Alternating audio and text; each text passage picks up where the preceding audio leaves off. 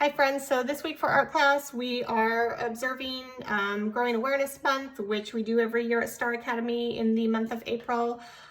Ms. Hines usually comes up with a great book that she finds that discusses celebrating our differences and being aware that each of us is unique and has special needs. And in connection with that book this year, we are going to create a few different, or I'm going to give you a few different options for art projects that you can make from home. So the book is titled Just Ask by Sonia Sotomayor. So I have linked the book in the document for this week that has been shared out with you. Your first task is to click on the link and listen to the read aloud of the book.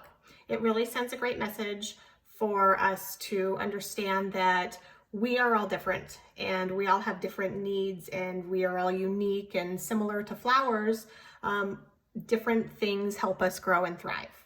So in connection with that book, after you read that or you listen to the read aloud, which I hope you enjoy, I'm going to show you two different ideas of art projects to make. So the first art project idea is a drawing of a flower that is being watered with a watering can. So to draw that project, to begin that art project, you're going to try and divide your paper into two sections, the bottom half and the top half. So the bottom half of the paper will be your flower and the top half will be the watering can. So it's best to start with the bottom portion. That way it helps us know where to place the watering can. So I'm going to go ahead and draw the stem of a flower. And you can always draw this in pencil first, might be a good idea, and you could always go over it in bold marker outline later. You can add a leaf to your flower, you can leave it without, you can draw whatever kind of petal pattern you like. So that's the first step. After I've drawn my flower, now I can draw my watering can. It's kind of neat to learn how to draw this style of watering can. So here's what we're going to do. Up in the top half of your paper, you're going to draw two lines. I'm going to switch over to pencil because part of my lines I will need to erase. So I'm going to first draw two parallel lines.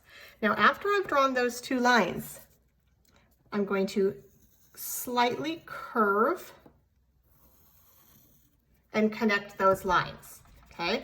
By curving those lines at the same angle, it's giving the illusion that the can is curved.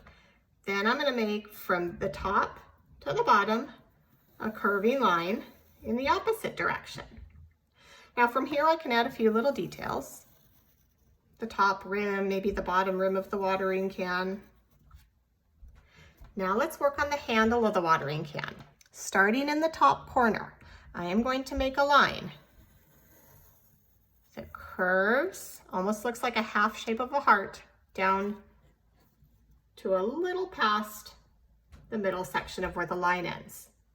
Now what I'm going to do, I'm going to make a little line that curves on top but stops right there. After I've done that, underneath that line section, I'm going to have it connect back down. Now for the watering spout, right about in the middle, I'm going to draw a line, draw another line, curve and connect, and erase that section. Then I'm going to draw a circle about right here, maybe an oval because it is kind of at an angle.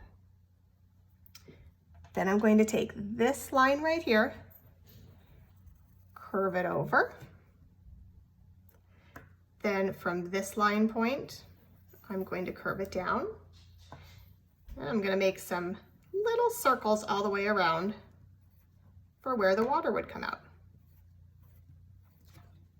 And the fun part is you can make raindrops, or not raindrops, water drops to water your flower. You could make hearts. You can be creative and make whatever you'd like to water your flower. And if you wanted to go back and add some shading or detail to the watering can to make it look realistic, you can add a few lines in this corner. You can add a few lines at an angle in this corner. Maybe a few at the top or the bottom. And then you can add, you can go over it with dark bold marker or whatever you have to fill in to add color from home. The second project idea for you is to create a block letter with your initial of your first or last name, and then add a variety of flowers to fill in. Now what you'll notice is that it kind of looks like the front cover of the book Just Ask. So that's where I got that idea from. To make your bold block letter, remember, if we want it to be nice and large, you can put a guide of the top of your hand and the bottom of your hand, and that way I know I want my letter to go all the way in this area.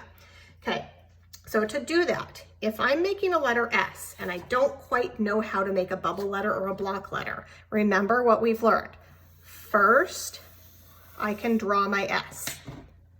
Then what I do is I trace around the outside of it, all the way around the outside, like I'm trapping that letter S in.